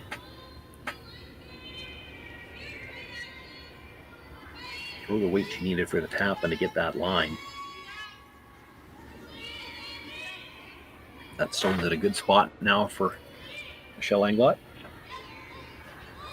Good enough that the rest of the crew's going to come down and take a look at the angles. She could just try to pick it out, but then it leaves a chance for Michelle Englot to come in behind the guard, come right down to the stone they just tapped back.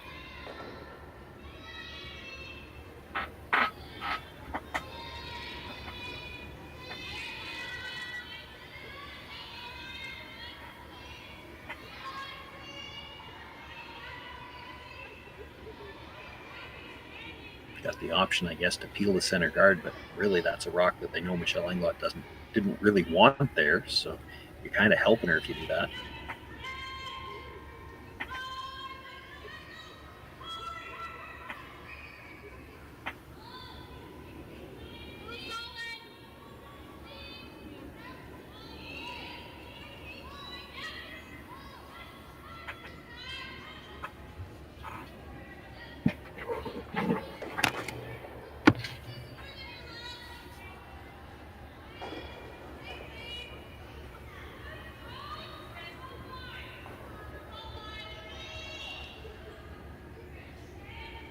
Might be talking about looking at the angles of the brooms as they're gesturing. Might have been talking about run the yellow guard across the top of the yellow, try to pick that one at the top of the 12 foot, get a double over the top. There's still going to be a risk of jamming it at the back.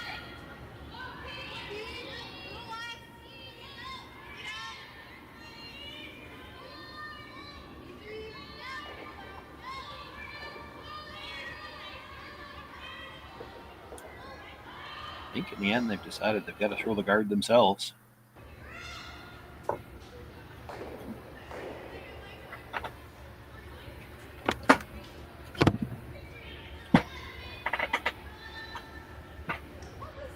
They are sitting 3, albeit 2 of them behind the tee line. that yellow stone that was just thrown on the top of 12 foot's in a dangerous position, and it's hard to do much about it, so maybe you guard it.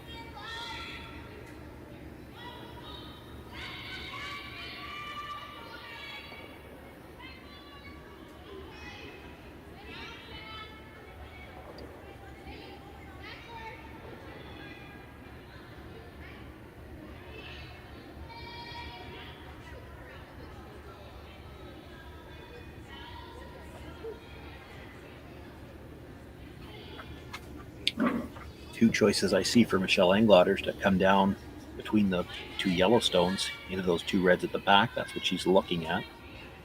The only other thing I see is yellow onto yellow into the reds, and you're going to want to throw that really, really quiet. The object there is to make sure the yellows all stay in the rings and maybe get your shooter off the center line.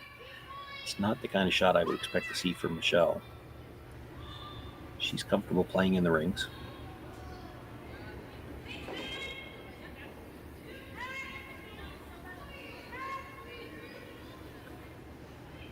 Boy, they're going to have to go get this by the guard again, though. And it's going to rub. They've had a few of those today.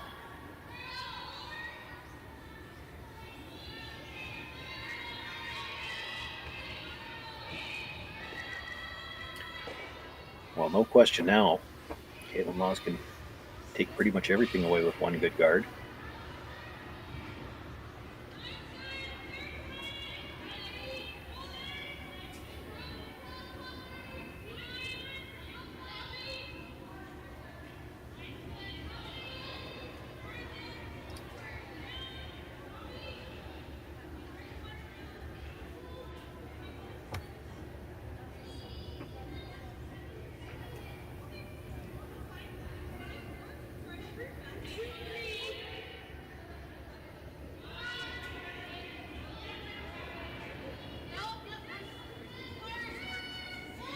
Selena Negavan looking for the guard. They have to throw really wide to keep it out there.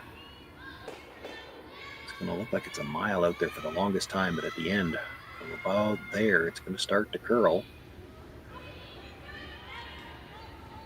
Dangerously close to touching that outside guard still, and it did. And that redirects it just enough that there's probably still a shot for Sarah Englot to get to that stone at the back of the forefoot.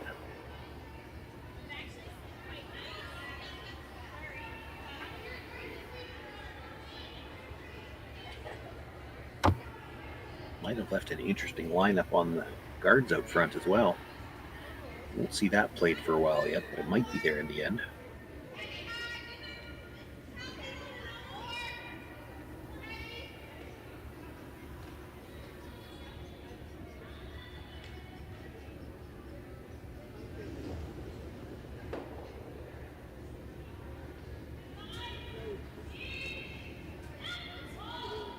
A little over curl on the last one, and granted it's a different thrower, but maybe worried about over curling again, threw a little more weight or a little more positive and just gets the nose hit,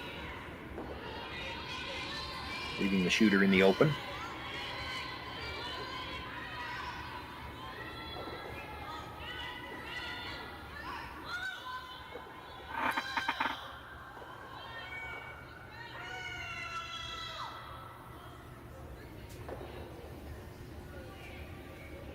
So a chance for Selena Negavan now to make the hit roll to the back of the button. And I think the big gesture from Kaitlyn Laws, if we're going to miss the roll, let's over-roll it, not hit it on the nose.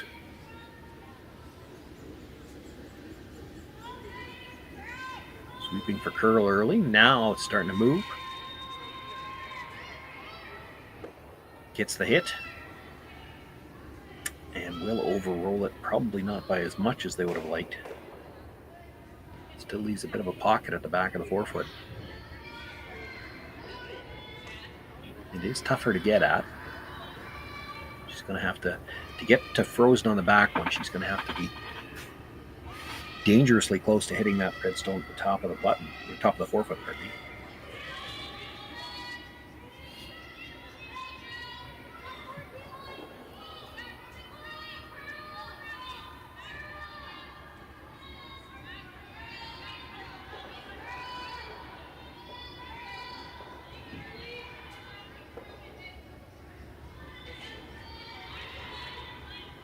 final of the third stones here.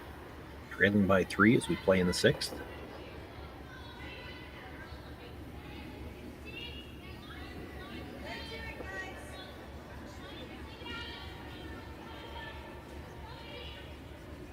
Rushers have been on this most of the way. Probably an indication they're sweeping for weight as much as line. Now they switch off, so they're both sweeping the cross side, trying to get a little extra curl. Well, they had to take it all the way down to get the weight, but it's close to shot rock. And probably buried just enough that it's tough to... She can see a sliver of the inside, but she risks dead jamming it onto a shot stone. You're looking at trying to just pick it out. Even if you lose one of the ones at the back, that probably wouldn't hurt your feelings at all.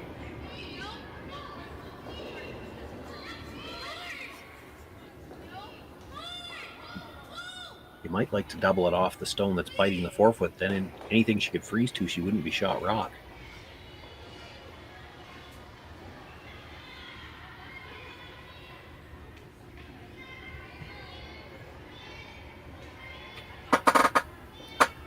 That just needed about probably another 2 feet of weight out of her hand. So that could have weighted on the brush a little bit.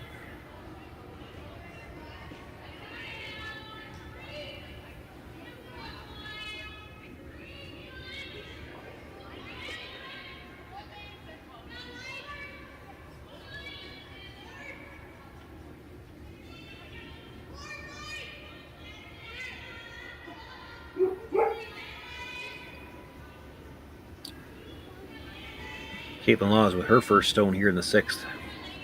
Looking to pick out the shot stone.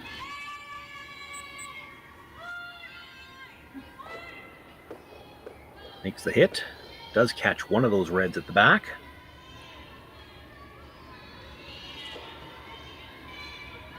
Still, it left the one that if Stephanie Schmidt can get right to the face of it, she would be shot rock.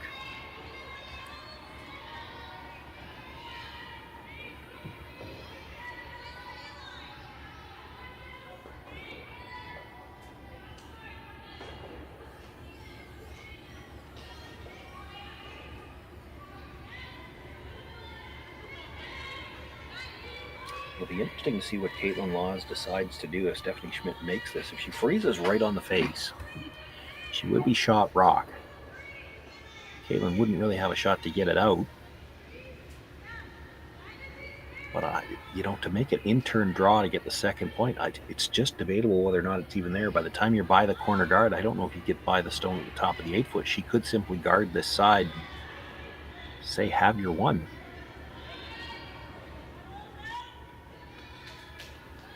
First things first, Stephanie needs to make this. She might not have a shot to score.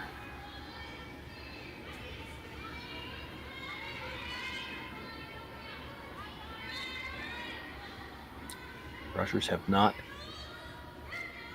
even thought about brushing it yet. Now they're going for curl.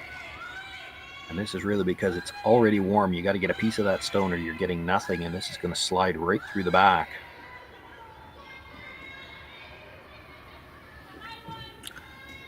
Boy, I think if you guard that shot, I'm not sure what she's got on the other side.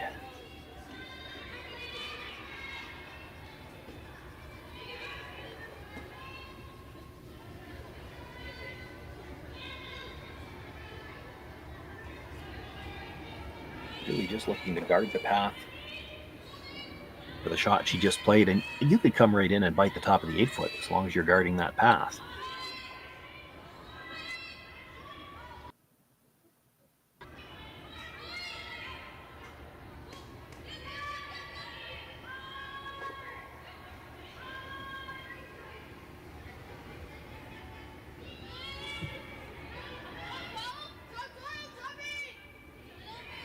Stephanie Schmidt, it might have nothing left but to try to draw through that port towards the button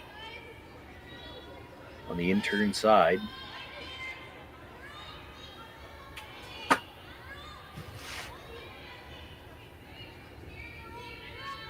And while it looks like there's a lot of room, when you know how much those rocks curl from the hog line in,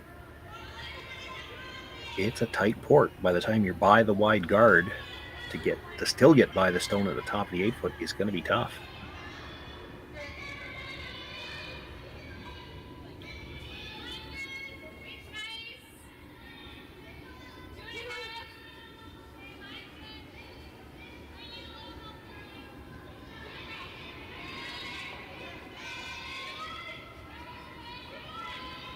One brush down early just to hold the line for a bit.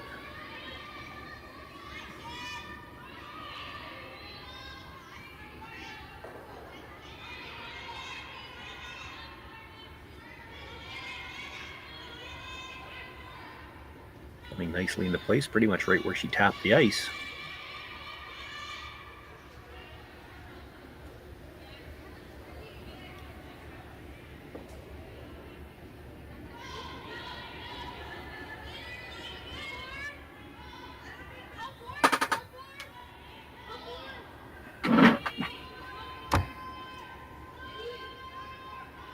I don't know if it's in her repertoire. If I was going to be throwing it, I think you'd almost have to throw a bit of a spinning draw just to try to straighten it out a little bit.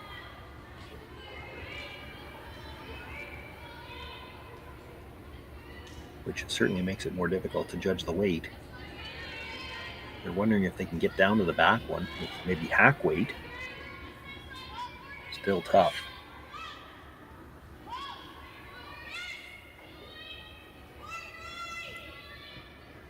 Got the long angle run in. It's not for a double. It's still just a tap in to try to score one.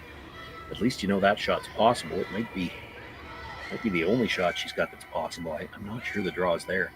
I don't think they think it's there either, or she'd already be playing it.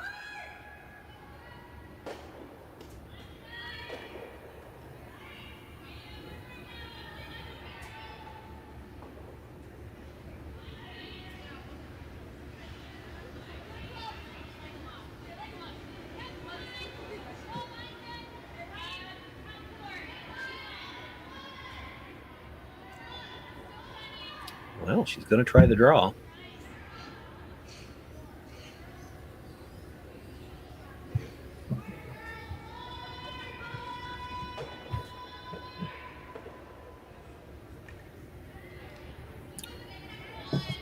Such a tough one to call for the line as well, because you don't dare sweep it while it's still on the corner guard. Once it starts to move, it's hard to hold it.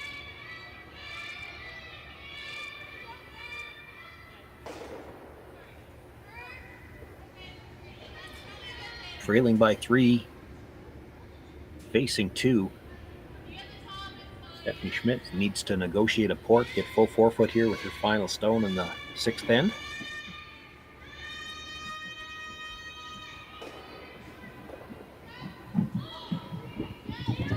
Pressure's staying close.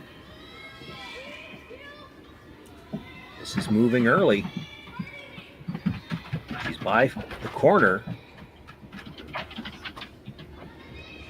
Going to be a little bit light and wouldn't have gotten by anyway. So it's a steal of 2.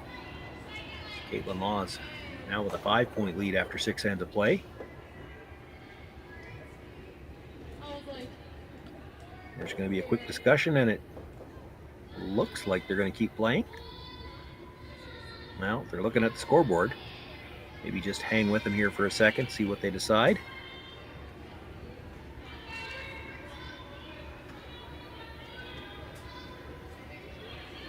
And they've decided that's enough.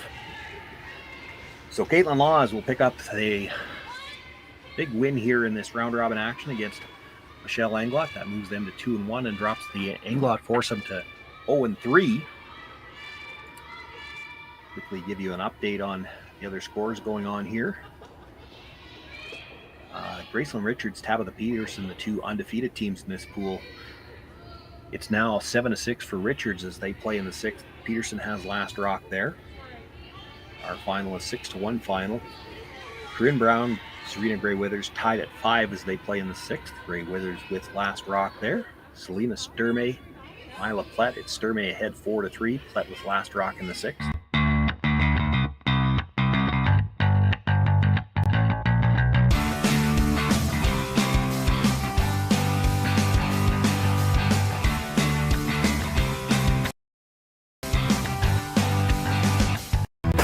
Stronger agronomics.